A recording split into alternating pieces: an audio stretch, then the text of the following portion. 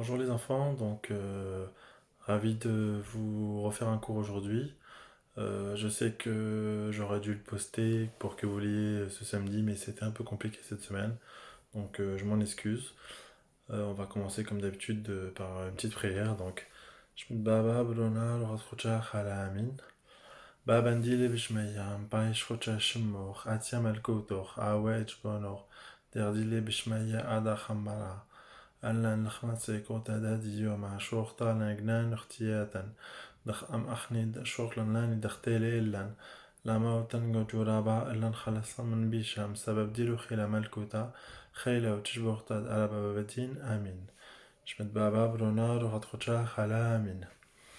Donc voilà, donc aujourd'hui on va faire une leçon sur le chapitre 20 dans le livre. Ça parle de Jésus nous apprend à aimer. C'est l'histoire du bon samaritain. Avant ça, je vais vous faire quelques petits rappels. Donc pour l'instant, on ne sait pas comment ça va se passer pour votre première communion. Malgré ça, il faut quand même que vous soyez préparés. Moi, je continuerai à vous faire des vidéos pour vous donner les différentes leçons. Je voulais aussi vous faire un rappel aujourd'hui. N'hésitez pas à prendre votre livre de communion, à l'ouvrir, et chaque fois que vous avez quelque chose en gras, voir ce que c'est, l'apprendre, euh, et, euh, et surtout, n'hésitez pas à regarder les traductions. Et aussi, tous les dimanches, il y a la messe à 11 h, c'est la paroisse qui la propose sur YouTube. Donc comme vous faites pour regarder mes vidéos sur YouTube, j'espère que vous allez aussi avec vos familles sur le YouTube de la paroisse pour regarder la messe. Et donc, quand il y a la messe le dimanche, n'hésitez pas à prendre votre livret. Essayez de suivre la messe. Je sais qu'il y a des moments dans la messe qui ne sont pas dans votre livret, ou c'est plutôt l'inverse. Donc, n'hésitez pas à suivre le livret. Si vous avez des questions sur comment l'utiliser le livret pendant la messe, n'hésitez pas à m'envoyer un message par SMS. Vos parents, ils ont mon CMS ou en me laissant un commentaire sur cette vidéo par exemple. Oubliez pas, il faut bien apprendre et bien connaître vraiment complètement Kemet Menor et tous les WADA qu'on a vus ensemble. Wada Troba, Wada de Manuta, Wada Shkara, Wada de Srada. Voilà, je vous laisserai revoir, ils sont dans le livre, Kemet Menor c'est dans le livre. Donc vraiment toutes ces prières, tout ce qui peut vous permettre voilà, d'avancer, faites-le. Si vous avez des soucis, vous pouvez retrouver certaines de ces prières sur l'application Yartuta, que je vous invite à télécharger si vous ne l'avez toujours pas fait. Et si vous l'avez fait, vous allez dans la rubrique prière. Vous verrez, il y a le livret du catéchisme pour les CM2. Donc vous allez retrouver ces prières dans ce livret, récitées en audio par le Père Sabri. Donc vous avez largement de quoi vous aider et vous pouvez même demander de l'aide à vos familles pour toutes ces prières.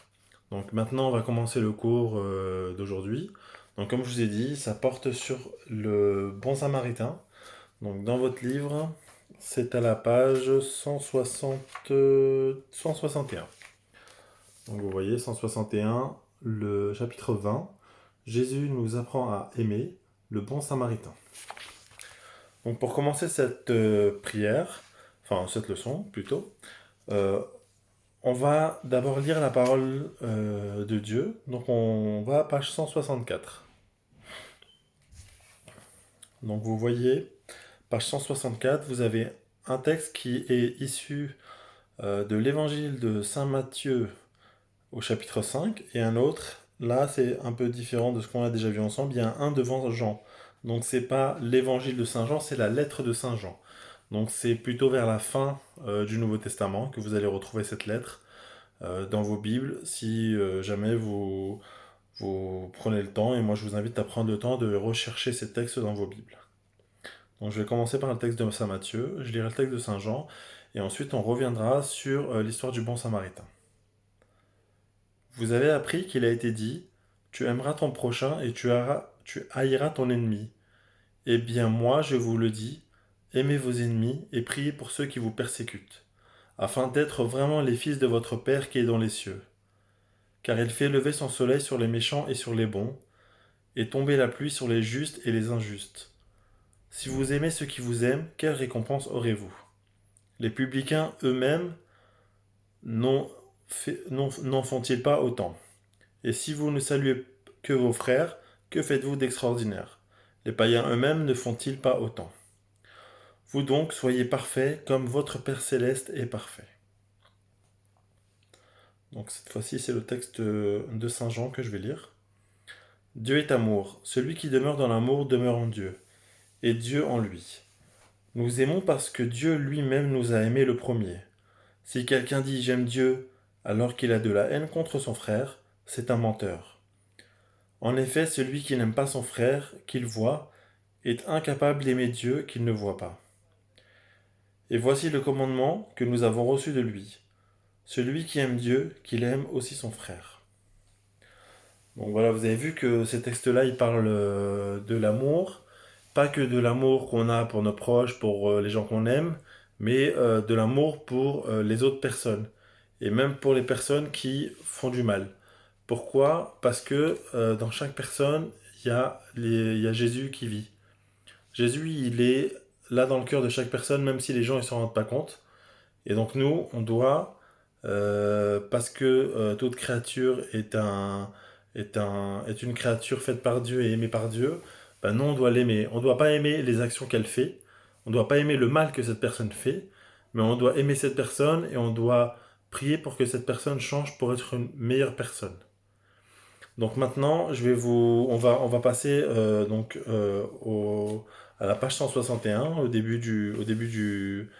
de ce chapitre sur le bon samaritain, et je vais vous lire l'histoire du bon samaritain. Donc avant tout, il faut savoir qu'un samaritain, c'était des juifs, mais qui ont décidé de croire d'une manière différente des autres juifs. Donc ils ont été écartés par le peuple, ils ont été repoussés, disant que ben, eux, ils n'étaient pas de bonnes personnes et qu'il fallait pas fréquenter ces personnes-là. Donc, comme on l'a vu aussi dans les chapitres précédents, Jésus il aime bien parler en parabole, expliquer les choses en parabole. Donc là, le bon samaritain, c'est une parabole. Donc Jésus, il veut expliquer quelque chose à quelqu'un. Et en lisant le début, vous allez voir à qui il veut expliquer qu'est-ce que c'est que aimer son prochain et comment il nous la raconte à travers cette histoire du bon samaritain. Jésus rencontre un docteur de la loi et parle avec lui.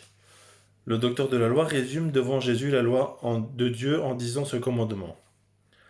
Tu aimeras le Seigneur ton Dieu de tout ton cœur, de toute ton âme, de toute ta force et de tout ton esprit, et ton prochain comme toi-même. Jésus approuve. Mais qui est mon prochain? Qui faut-il aimer? Faut-il aimer l'immigré et l'étranger? Faut-il aimer celui qui m'insulte ou celui qui m'a fait grand mal? Jésus répond. Tout homme est ton prochain. Tu aimeras aussi bien ton ennemi que ton ami. Jésus raconte alors l'histoire du bon samaritain. Un homme marchait sur la route qui descend de Jérusalem à Jéricho.